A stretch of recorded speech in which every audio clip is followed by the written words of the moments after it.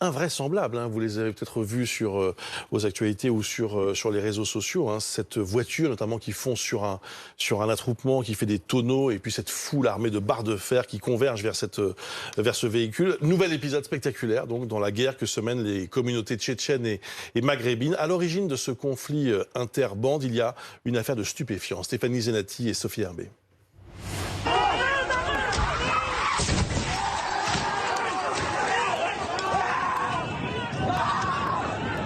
C'est une scène digne d'un film d'action, comme une cascade qui va mal finir, qu'ont immortalisé sur leur téléphone portable plusieurs témoins qui se présentent comme appartenant à la communauté tchétchène.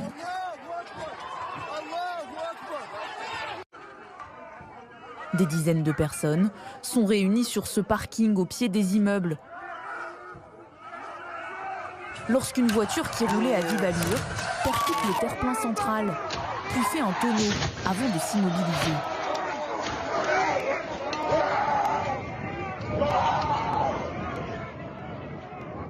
Sur ces vidéos postées sur les réseaux sociaux, on distingue certains des spectateurs, cagoulés et armés de barres de fer, se précipiter autour du véhicule endommagé.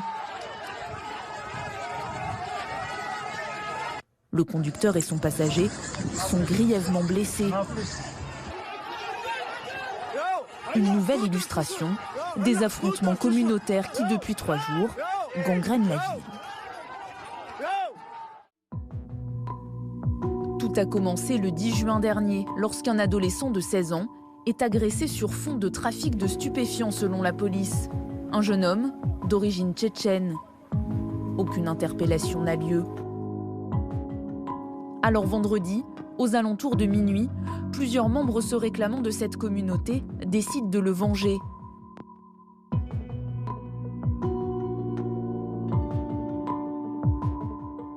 Certains d'entre eux, masqués ou armés de marteaux et de battes de baseball, font une descente dans ce bar à chicha situé au centre-ville de Dijon et aujourd'hui fermé.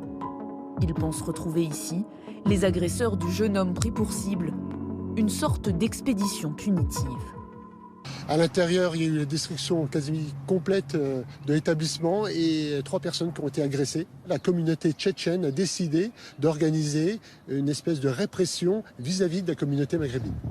Dans leur ligne de mire, des dealers qui ont leurs habitudes dans le quartier des Grésy au nord-est de la ville. Le lendemain d'ailleurs, les affrontements se déplacent dans ce secteur en question. Et cette fois, une fusillade éclate. Un homme est gravement blessé par balle. Alors le quartier des Grésy connaît, j'allais dire, sa délinquance dite effectivement dans la bonne moyenne nationale, hélas, hein, si on peut la qualifier. Alors effectivement, on a des violences urbaines à répétition, à des étapes, il y a des moments précis de l'année, sur fond là aussi de trafic en tout genre, de stupéfiants bien sûr. Mais pour autant, voilà, on est dans un schéma, j'allais dire, hélas classique de quartier dit sensible, avec des affrontements récurrents, mais qui ne sont pas en tout cas de cette nature. La tension monte d'un cran, avec dimanche ce rodéo dans les rues de la cité. Le problème, c'est que ici, tout le monde est vite sur les dents et ça part très vite. Et quand on s'en prend en plus à des gens, enfin ici, c'est une grande famille, les quartiers. Et quand on s'en prend à des plus petits ou quoi qui n'ont rien fait, forcément, ça fait des histoires et ça monte très vite. Des échauffourées, décrites comme des combats de rue, des guérillas urbaines, à tel point que certains habitants semblent désemparés et disent se sentir un peu abandonnés. On ne veut pas faire la guerre, on ne veut pas de soucis avec eux. On a des parents, des enfants, des frères et sœurs. Maintenant, ils viennent, ils menacent nos parents, nos frères et sœurs, nos enfants. Vous voulez qu'on fasse quoi? On est cloîtrés. C'est pas le confinement. Le confinement, il est levé. Et les gens, ils sont pourtant chez eux. Regardez, le quartier est vide, les commerces sont fermés. Un appel au calme qui ne semble pas avoir eu beaucoup d'écho. Ce lundi, plusieurs patrouilles de police ont été mobilisées dans ce secteur. Mais qu'importe, ce soir, les violences ont repris de plus belle. Comme pour effrayer la communauté tchétchène et les encourager à ne plus revenir, certains résidents du quartier sont sortis, eux aussi équipés de barres de fer.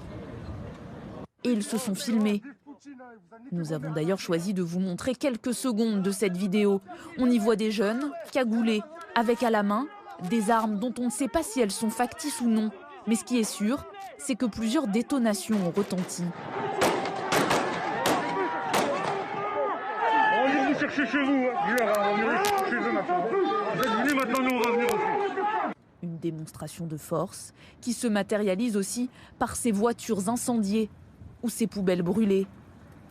En plus des 150 hommes en renfort déployés ce soir, le ministre de l'Intérieur a décidé de projeter une équipe du RAID. Le secrétaire d'État Laurent Nunez doit se rendre sur place ce mardi.